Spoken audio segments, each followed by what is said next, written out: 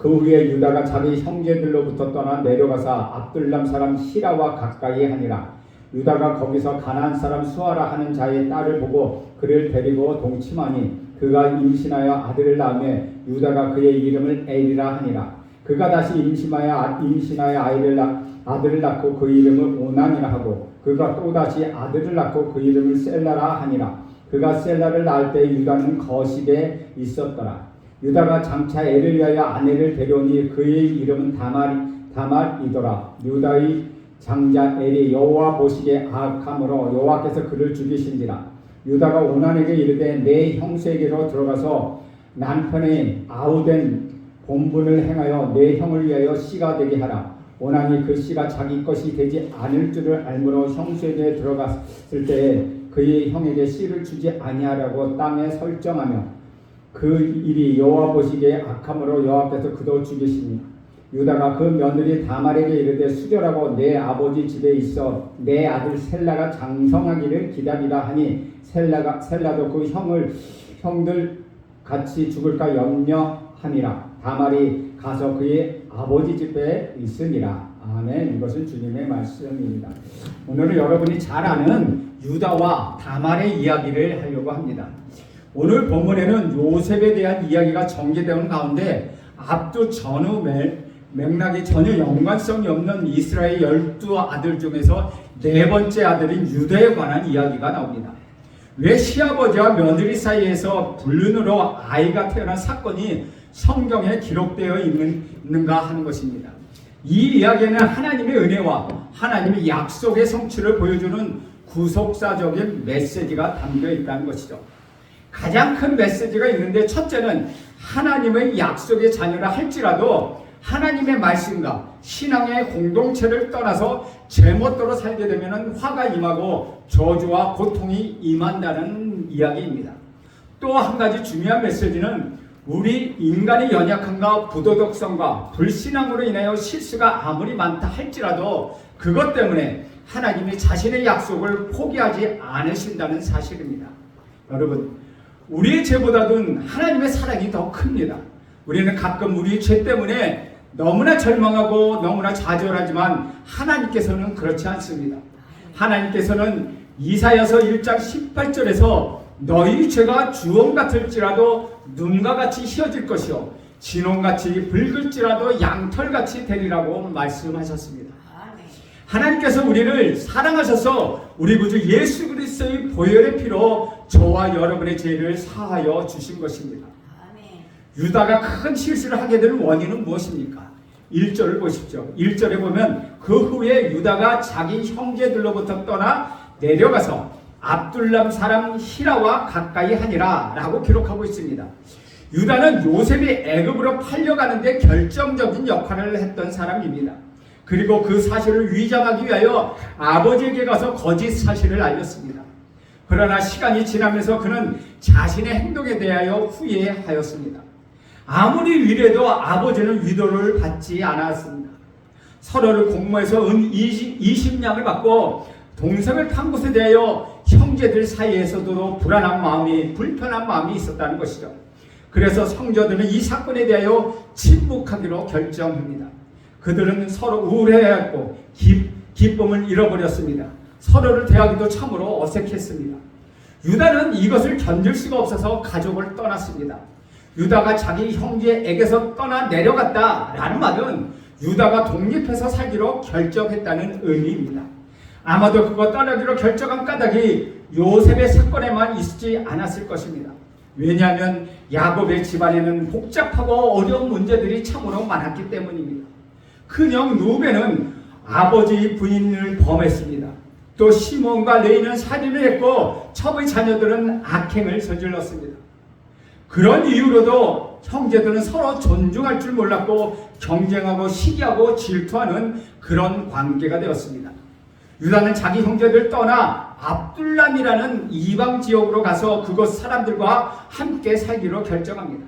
그러나 이것은 그에게 큰 실수였다는 것이죠. 사랑하는 여러분, 우리는 신앙 공체를 떠나면은 위기를 맞게 됩니다. 물론 교회 안에서도 온갖 소문도 있고 시기와 질투도 있습니다. 때로는 세상에서조차 상상할 수 없는 일들이 일어나기도 합니다. 그러나 너무나도 절망하거나 실망해서 교회를 떠나는 이들이 생겨나곤 합니다. 그럼에도 불구하고 우리는 신앙 공동체 교회에 남아있어야 한다는 것이죠. 신앙 공동체를 떠나면 유다와 같은 일이 생기기 때문입니다.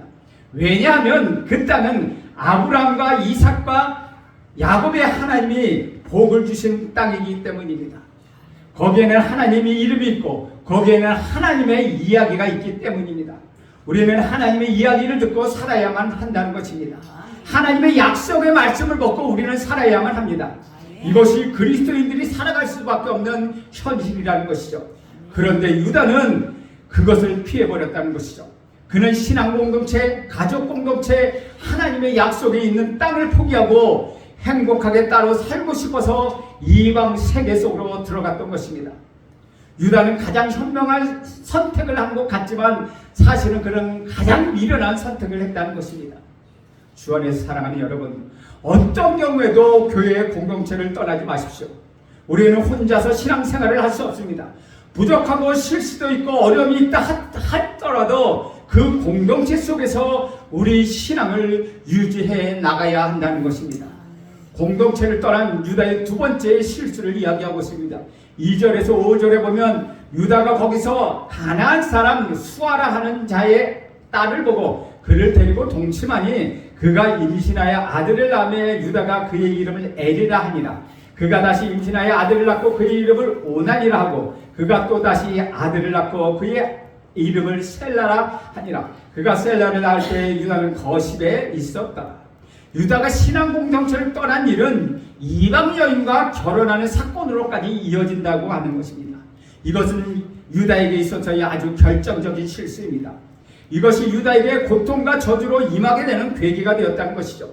결국 그는 이방인들이 사는 방법과 이방인들이 생활 방식대로 그리고 아내가 이끌어가는 대로 살 수밖에 없었다는 것이죠. 우리는 가끔 예수를 믿지 않는 세계가 예수를 믿는 세계보다 더 좋다며 예수 믿는 공동체를 떠나는 사람들을 보게 됩니다. 때로는 굉장히 지혜로운 선택인 것처럼 보일지라도 이것은 가장 어리석은 선택입니다. 사랑하는 여러분, 아브라함이 이삭의 부인 리브가를 며느리로 얻는 과정을 기억하십니까?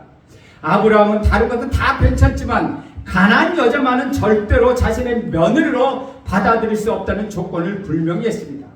그래서 자신의 고향에서 이삭의 아내를 택합니다. 이것은 구약에서 영적으로 매우 중요한 의미를 지니는 사건입니다. 어떤 아내를 얻느냐가 그 가정의 영적인 축복을 결정하게 된다는 것이죠. 그러나 유다는 그렇게 하지 못했습니다. 이방 여인과 결혼해서 하나님과 하나님의 약속을 잃어버리고 자신과 세상의 방법으로 살아가기 시작했다는 것입니다. 그러나 그런 결과로 그에게 주어진 것은 고통과 저주뿐이었다는 것이죠. 6절 말씀 보면 유다가 장자 엘을 위하여 아내를 데리고 오니 그의 이름은 다말이었다. 유다의 아들 엘과 오난과 셀라를 낳았습니다. 그중 큰 아들이 결혼할 나이가 되어서 다말이라는 여자를 아내로 얻게 됩니다. 7절에 보면은 유다의 장자 엘이 여호와 보시기에 악함으로 여호와께서 그를 죽이신 자라고 기록되어 있습니다. 그 아들 엘은 하나님께서 죽여버릴 정도만큼이나 하나님의 목전에서 악한 사람이었다는 것이죠. 왜냐하면 유다는 하나님이 없는 환경에서 세상의 방법으로 아들을 낳고 아이들을 양육하고 그래서 아주 악한 아들을 만들어냈다는 것이죠. 8절에 보면 유다가 오난에게 이르되 내 형수에게로 들어가서 남편의 아우된 본분을 행하여 내 형을 위하여 씨를 잇게 하라. 유다는 아이들이 신앙 공동체 안에서 자라면서 얻게 되는 충고와 제재들을 피한 대가로 안전장치를 포기한 셈이었다는 것이죠. 그 결과 그는 결국은 아들을 악한 사람으로 키웠습니다. 이것이 유다의 가장 큰 비극이라는 것이죠.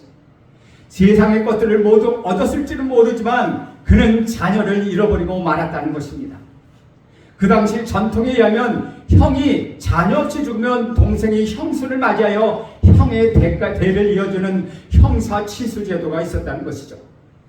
이런 전통 때문에 아버지 유다는 아들의 죽음이 어떤 영적인 교훈이 있는지를 생각조차 해보지도 않고 세성적인 관습으로 그 관습대로 동생 오난을 형수에게 들여보냅니다. 그러나 오난은 형수가 아이 갖지 못하도록 행동을 합니다. 9절과 10절에 보면 오난이 그 씨가 자기 것이 되지 않음을 알므로 형수에게 들어갔을 때 그의 형에게 씨를 주지 아니하려고 땅에 설정하며 그 일이 여호와 보시기에 악함으로 여호와께서 그를 죽이시니 오난이 하는 행동은 하나님 보시기에 기뻐하지 않은 행동이었다는 것이죠. 그래서 하나님의 손에 의하여 오난이 죽고 맙니다. 유다는 두 아들을 잃어버렸고 다말이라고 하는 가엾은 여자만 남게 됩니다.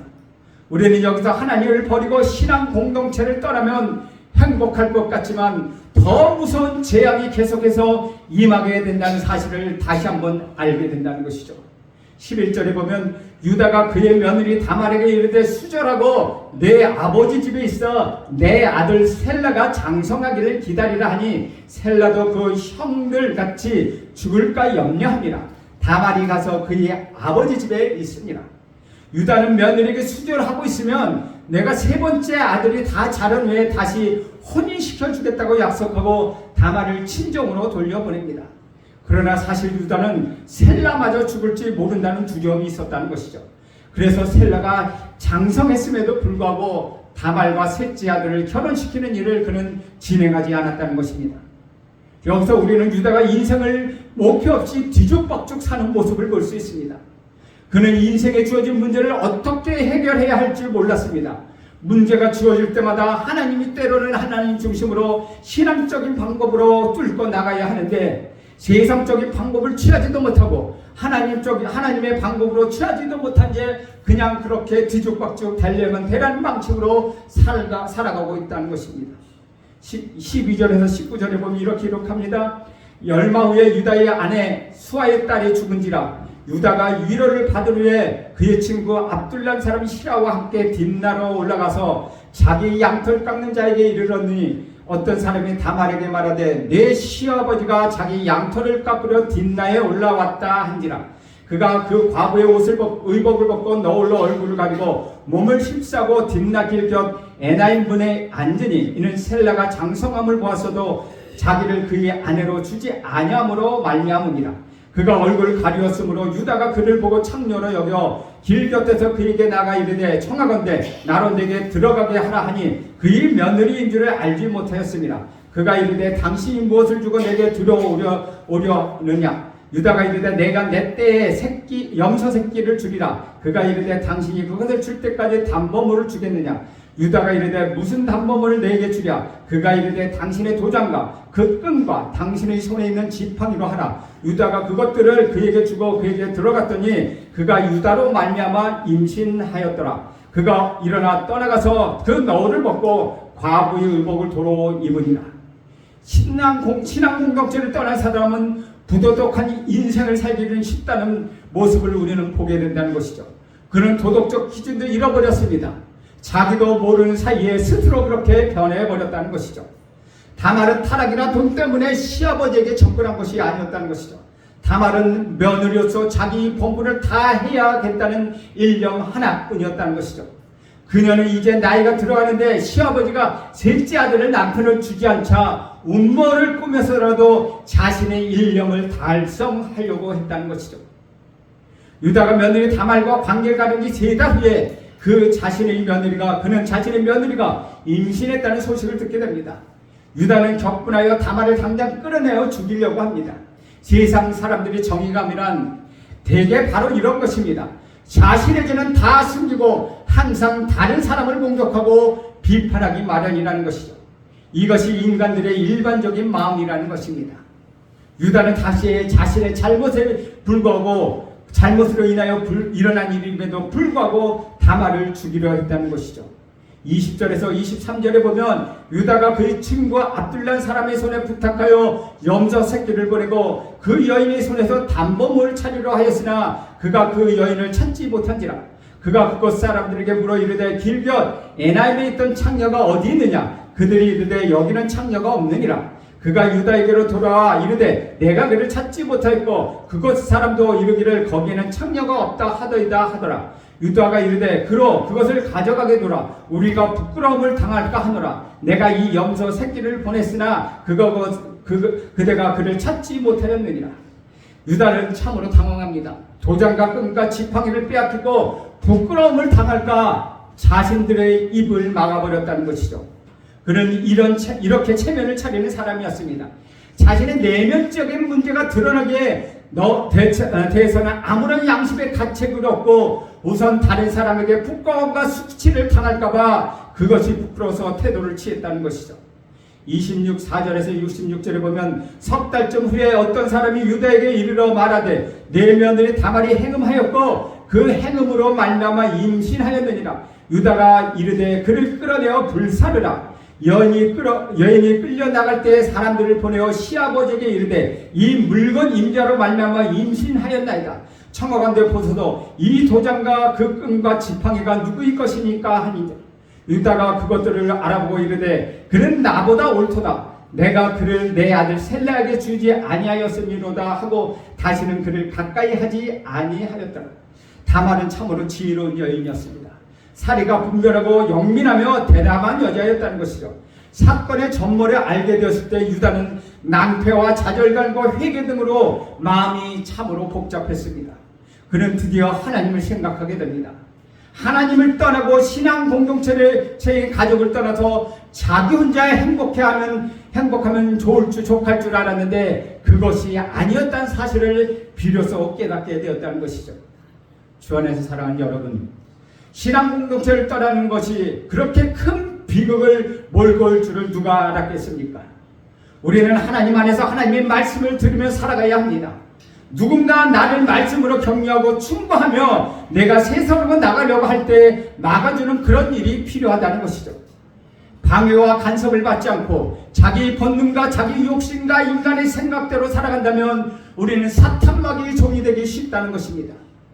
우리는 하나님의 말씀대로 살아가야 합니다. 유다는 참으로 충격을 받았습니다. 그리고 며느리가 옳고 자신이 틀렸다고 말하며 그 현실을 받아들입니다. 그리고 다시는 며느리를 가까이 하지 않습니다. 드디어 유다가 회개하고 자신의 자리로 돌아오는 것입니다.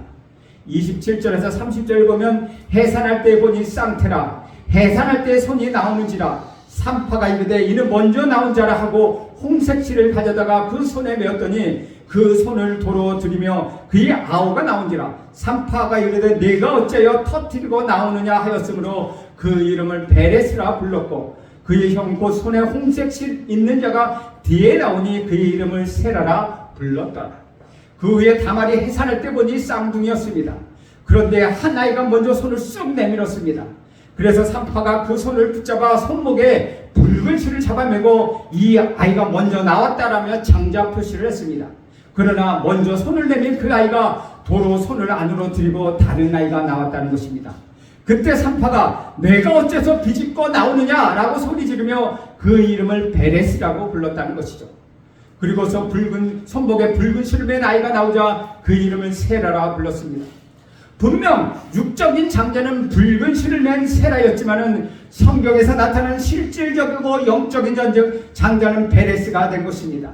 즉 시아버지와 며느리 페르니아에 출생한 그 베레스가 다윗의 할아버지이며 그리스도의 직계 주상이 된 줄을 유다 자신도 상상하지 못했다는 것입니다.